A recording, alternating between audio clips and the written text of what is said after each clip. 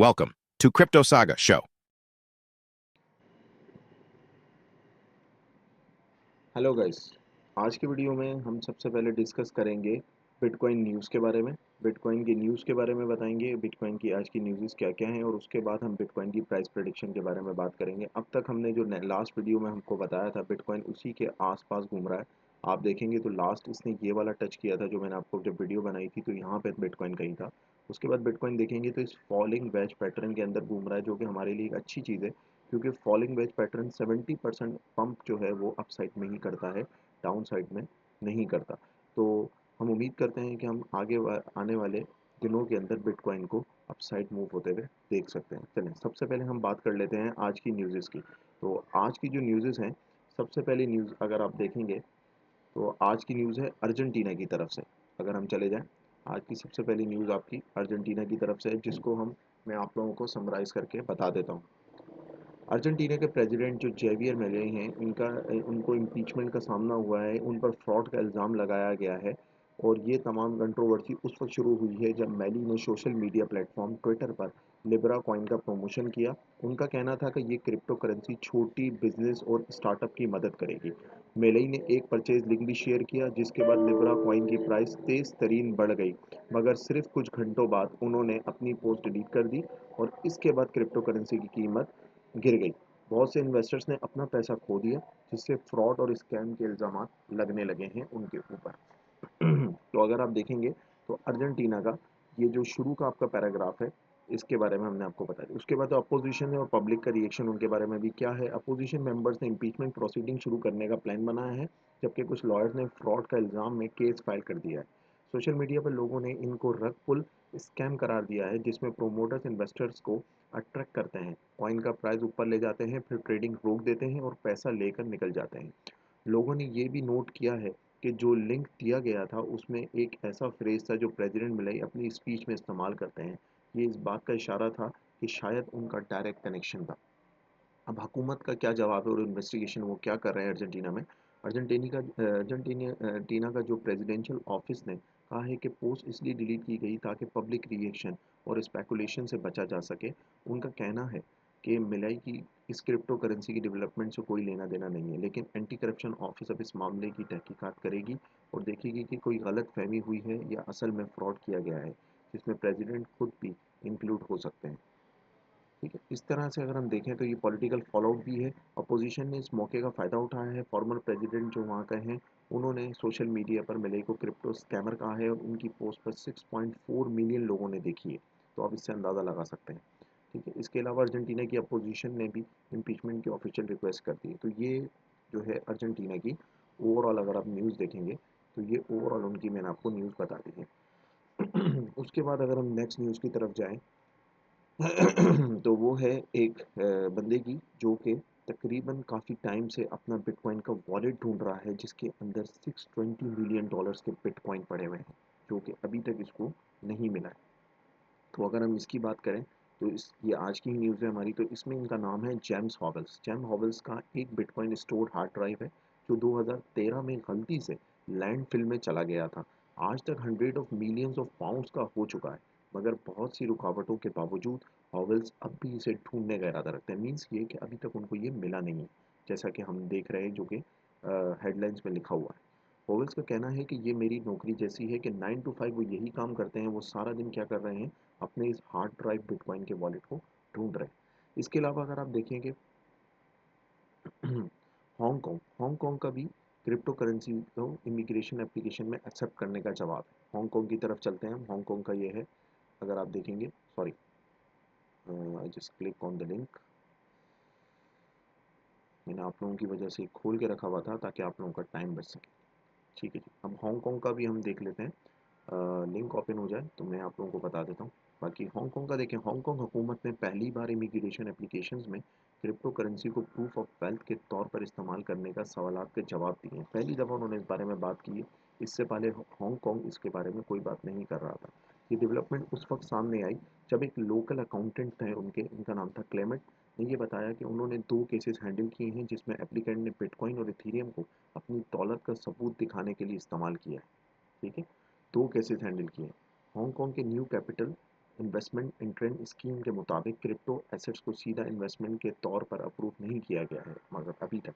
मगर सीयू के केसेस ने ये दिखाया है कि क्रिप्टो करेंसी को वेल्थ के तौर पे प्रूफ एक्सेप्ट कर लिया गया है वहाँ पे। हांगकांग वालों ने किसी बंदे 2 केसेस वहाँ पर एक्सेप्ट हो गए हैं जिनको ये बताया जा रहा है। तो अगर क्रिप्टो करेंसी का फ्यूचर देखा जाए हांगकांग इमिग्रेशन के अंदर, तो ये डेवलपमेंट क्रिप्टो इन्वेस्टर्स के लिए एक नया मौका भी हो सकती है। मगर फिलहाल ऑफिशियल पॉलिसीज अभी भी अनक्लियर है। ये देखना होगा कि आने वाले दिनों में हांगकांग हुकूमत क्रिप्टो एसेट्स को ऑफिशियल अप्रूवल देगी या नहीं देगी। तो ये हमारी आज की जो है वो सबसे इम्पॉर्टेंट न्यूज़ थी, और ये 3 न्यूज़ थी। इसके अलावा एक न्यूज़ और भी है कि एफटीएक्स ने आज रीपेमेंट्स करनी है और वो आज रीपेमेंट कर रहा होगा। इसके अलावा अगर हम एक न्यूज़ की तरफ और जाएं, तो आज एक जो बिटकॉइन को देख लेते हैं। सबसे पहले यहीं पे हम उस न्यूज़ को भी डिस्कस करेंगे। तो सबसे पहले अगर हम देखें कि बिटकॉइन आज जो है वो थोड़ा सा डाउन आया है पिछली दफ़ा के टाइम से। कल जो क्लोज़ किया था बिटकॉइन ने वो 95,842 के पास किया था, और उससे भी नीचे आज क्लोजिंग करने की तरफ जा रहा है। और उसका रीज़न है ट्रम्प का टैरिफ लगाना। ट्रम्प ने आज बहुत ज़्यादा टैरिफ लगाए हैं यूएस पे, जिसकी वजह से मार्केट के अंदर ये स्पेकुलेशन देखा जा रहा है। तो अब हम बिटकॉइन की बात कर लेते हैं। सबसे पहले हम यहाँ पर देखेंगे बिटकॉइन उसी पैटर्न के अंदर घूम रहा है। और अगर मैं चेक करूँ तो 20 दिसंबर 2024 से ये इस पैटर्न के अंदर सर्कुलेट कर रहा है। और इस पैटर्न को मैं पहले भी आप लोगों को दिखा चुका हूँ कि ये इसको कितना रेस्पेक्ट कर रहा है, जिसकी वजह से हम इसके ऊपर बिलीव करके बैठे हुए हैं। ये देखें, पहला टच है, रेस्पेक्ट करता हुआ जा रहा है। ये दूसरा टच इसी पॉइंट पर दिया, इस पॉइंट से हिल नहीं रहा। नेक्स्ट फिर उसने अपर मूव बनाया। नेक्स्ट आप ये देखें, ये वाला टच, और अब बिटकॉइन यहाँ कहीं घूम रहा है। अब ज़्यादा से ज़्यादा बिटकॉइन यहाँ पे क्या कर सकता है? बिटकॉइन ज़्यादा से ज़्यादा बिटकॉइन की मूवमेंट होगी कि बिटकॉइन अपनी बॉडी को यहाँ टच कर सकता है। क्योंकि अगर मैं पिछला वाला देखूँ, पिछले वाले पॉइंट देखूँ, तो यहाँ पे भी बॉडी टच हुई है कैंडल की, यहाँ पे भी बॉडी टच हुई। तो मोस्ट प्रोबेबली ऐसा हो सकता है कि बिटकॉइन अपनी बॉडी को यहाँ पे टच करेगा और उसके बाद यहाँ से शूट अप करेगा। और उसके बाद कहाँ तक शूट अप करेगा ऑलरेडी पहले भी हम डिस्कस कर चुके हैं। दोबारा हम एक दफ़ा देख लेते हैं उस चीज़ को कि मैं क्या कर दूंगा, फिबोनाची ड्रॉ कर लूँगा। हाई से लो की तरफ ड्रॉ करेंगे। हाई से लो की तरफ ड्रॉ करने के बाद ये मेरा पॉइंट बनेगा। पिछली दफ़ा की मेरा पॉइंट ये था।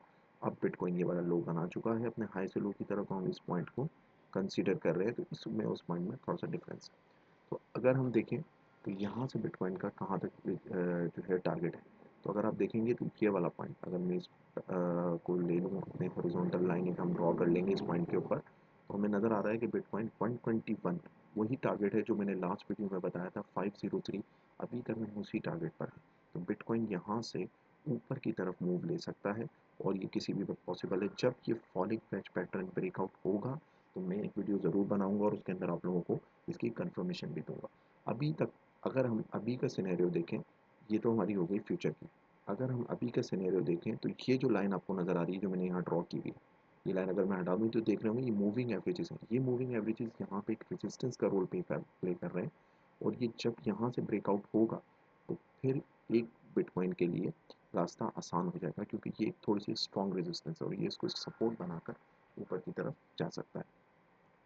चलें, लास्ट हम वीडियो में अपने पास बिटकॉइन की डोमिनेंस को भी डिस्कस कर लेते हैं, जो कि हमने लास्ट टाइम नहीं की थी। तो डोमिनेंस को भी एक दफ़ा हम देख लेंगे। तो बिटकॉइन की डोमिनेंस अगर हम देखें तो ये है बिटकॉइन की डोमिनेंस का चार्ट, जो कि आपको नज़र आ रहा होगा, मैंने ड्रॉ किया हुआ है, काफ़ी पुराना चार्ट है ये। तो अभी तक अगर हम देखें तो बिटकॉइन इस चार्ट को रिस्पेक्ट दे रहा है। ये जो आपका पैटर्न है उसको रिस्पेक्ट दे रहा है। और अगर हम इसको वीकली में जाकर देखें तो हमें थोड़ा सा क्लियर हो जाएगा, ज़्यादा बेहतर, क्योंकि चार्ट इस तरह कंफ्यूज करेगा, क्योंकि ये वीकली में ड्रॉ किया था मैंने। और आप ये देख सकते हैं ये वीकली चार्ट है। ये देखेंगे तो इस पैटर्न के अंदर बिटकॉइन 30 मई 2022 से चल रहा है। अगर आप यहाँ से भी कंसिडर करें तो 21 नवंबर 2022 आपको नज़र आ रहा होगा नीचे स्क्रीन पे। तो ये जब से इस पैटर्न के अंदर चल रहा है। और अगर आप इसका रिस्पेक्ट देखें कि इसने कितना रिस्पेक्ट किया इस पैटर्न को, तो ये इसका पहला टच है जो इसने यहाँ पे किया है। उसके बाद ये इसका दूसरा टच है जो इसने यहाँ पे किया है। और ये इसका तीसरा टच है जो ये यहाँ कर चुका है। अगर आप यहाँ वाला भी कंसिडर करते हैं, जस्ट हम इसको कैंसिल करते हैं, इस वाले टच को जिससे हमने लिया हुआ है, तो हमने इसको कंसिडर किया, फिर मैंने ये नेक्स्ट को कंसिडर किया, ये मेरा तीसरा टच है और ये मेरा चौथा टच ऑलरेडी हो चुका है। इसके बाद बिटकॉइन यहाँ से नीचे की तरफ गिरेगा। और इस बार पॉसिबिलिटी है कि बिटकॉइन इसको ब्रेक करेगा, क्योंकि इसकी रीजंस है मल्टीपल। ठीक है, मल्टीपल रीजंस क्या क्या है। एक तो रीज़न ये है कि ऑलरेडी डोमिनेंस काफ़ी हाई बना चुकी है जो कि 64% है। दूसरी वजह ये है कि ये एक अपर चैनल है। अपर चैनल हमेशा 70% नीचे की तरफ ब्रेकआउट होता है अकॉर्डिंग टू दी बुक्स। तो हम यहाँ पर देखेंगे तो ये ब्रेकआउट करेगा, लेकिन एक रिट्रेस करेगा जिसमें हमें फिर से दोबारा से अल्टकॉइन में हो सकता है थोड़ा सा रिजेक्शन देखने को मिले, और उसके बाद ये अपने आखिरी बॉटम पर जाएगा जो कि 40% तक मैं आप समझता हूँ होगा। और उसके बाद वापस से यहाँ पे हमारा ऑल्ट सीज़न शुरू हो जाएगा जब ये यहाँ पे इसको टेस्ट करेगा 58% है। तो यहाँ पे हम अपना ऑल्ट सीज़न को दोबारा से देख सकते हैं। तो अभी हमें वेट करना होगा इस पैटर्न का।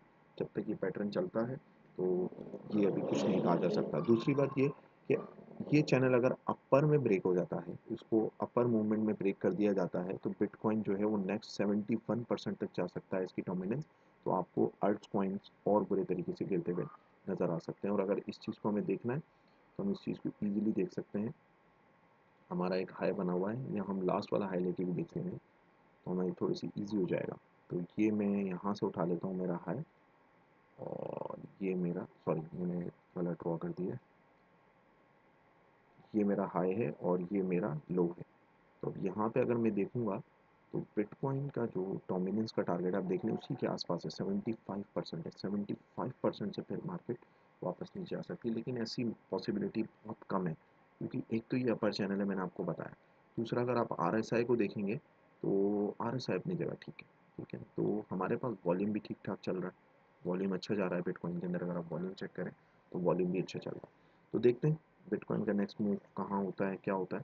तो हमारे चैनल को सब्सक्राइब करना मत भूलिएगा। आप लोग अगर हमें सपोर्ट करेंगे तो हम इसी तरह से वीडियोस बनाते रहेंगे। सब्सक्राइब करने से आप लोगों का कुछ नहीं जाता, लेकिन हमारी थोड़ी सी हेल्प हो जाती है। तो काइंडली हमारे चैनल को ज़रूर सब्सक्राइब करें। मिलते हैं आपसे नेक्स्ट वीडियो में। Thank you.